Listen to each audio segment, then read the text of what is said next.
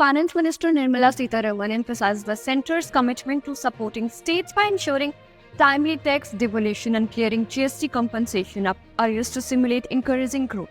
During a pre-budget meeting with state finance ministers, Sitharaman encouraged states to leverage the scheme offering interest-free loan for up to 50 years to implement specified reforms. The Union Finance Minister highlighted the centre's aid through timely tax devolution, Finance Commission grant and clearing GST compensation arrears aimed at boosting economic recovery. Sitharaman discussed the scheme for special assistance to state for capital investments, emphasizing its united nature while linking a portion to citizen-centric reform and sector-specific projects. State expressed appreciation for the capital investment scheme and offered suggestions for its enhancement during the meeting. Participants provided valuable inputs to Sitharaman for consideration in the upcoming Union Budget 2024 to 2025, including state-specific requests.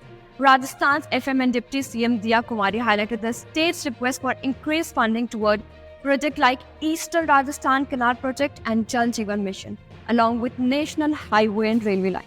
Karnataka's Finance Minister Krishna Bairegowda urged for the release for Rs 5,300 crore allocated for the Upper Barwa water projects and its declaration as a national project. Gowda proposed the inclusion of cesses and surcharges into the divisible pool for central taxes to ensure states receive their fair share. He also advocated for an increase in the central share for housing scheme beneficiaries in urban and rural areas, aiming to enhance housing accessibility. As per the latest report, the FM will stable the budget 2024 to 2020. As per the latest report, the